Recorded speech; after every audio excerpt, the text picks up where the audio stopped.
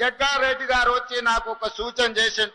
నేను ఈ జిల్లా నుంచి ప్రాతినిధ్యం వహిస్తున్నా, ఈ భూములు పోయిన వాళ్లకు మీరు ఇందిరమ్మ ఇండ్లు ఇస్తే ఇందిరమ్మ పేరు శాశ్వతంగా గుర్తు పెట్టుకుంటారు, మీరు ప్రకటన చేయాల్సిందే అని జగ్గారెడ్డి గారు వచ్చి నా పక్కన కూర్చొని పంచాయతీ పెట్టిండ్రు. అందుకే ఇవాళ సురేష్ శెట్కర్ గారు స్థానిక శాసనసభ్యులు, అదేవిధంగా జగ్గారెడ్డి గారు, మా దామోదర్ రాజ నరసింహ గారి సూచన మేరకు నేను ఈ వేదిక మీద నుంచి ఇక్కడ ఉన్న జైరాబాద్ నిమ్స్ లో 12,500 ఎకరాల భూమి ఎవరైతే కోల్పోయినరో 5,600 కుటుంబాలు ఉన్నాయి.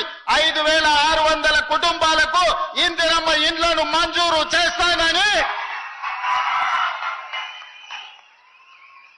మీ సొంత స్థలాలలో ఇందిరమ్మ ఇండ్లు కట్టుకోవడానికి 5,612 కుటుంబాలు ఉన్నాయి. మా అధికారులు సమాచారం అందించారు. ఇంకో 100 ఎక్కువైనా కూడా పర్వాలేదు, భూమి కోల్పోయిన ప్రతి కుటుంబానికి ఇందిరమ్మ ఇండ్లు మంజూరు చేస్తామని ఈ వేదిక మీద నుంచి ఆ రైతులకు ఈ సంతోషకరమైన వార్తను చేరవేయాల్సిందిగా ఇక్కడికి వచ్చిన మిత్రులందరికీ తెలియజేస్తున్నా.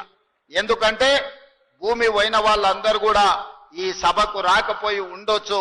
అందుకే స్థానిక పార్లమెంట్ సభ్యులు, స్థానిక శాసనసభ్యులు, అదే విధంగా మా జగ్గారెడ్డి గారికి ప్రత్యేకమైన బాధ్యత ఇస్తున్నా.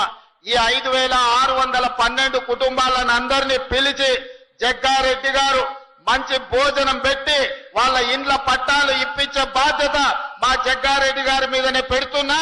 వారు వచ్చి ప్రత్యేకంగా ఇక్కడ ఒక ఫంక్షన్ హాల్ తీసుకొని ఆ కుటుంబ సభ్యులందరినీ కూడా పిలిచి వాళ్ళకు ఒక మంచి భోజనం పెట్టి వాళ్ళందరూ కూడా ఇందిరమ్మ ఇండ్ల పట్టాలు ఇచ్చే విధంగా కార్యక్రమాన్ని చేపట్టవలసిందిగా వారికి సూచన చేస్తున్నా.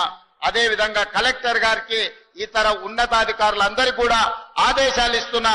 భూమి కోల్పోయిన వాళ్ళందరికీ కూడా ఇందిరమ్మ ఇండ్లు మంజూరు చేయడానికి అవసరమైన కార్యాచరణను మొత్తం సిద్ధం చేయండి అని చెప్పి నేను ఈ సందర్భంగా వారికి ఆదేశాలు ఇస్తున్నా.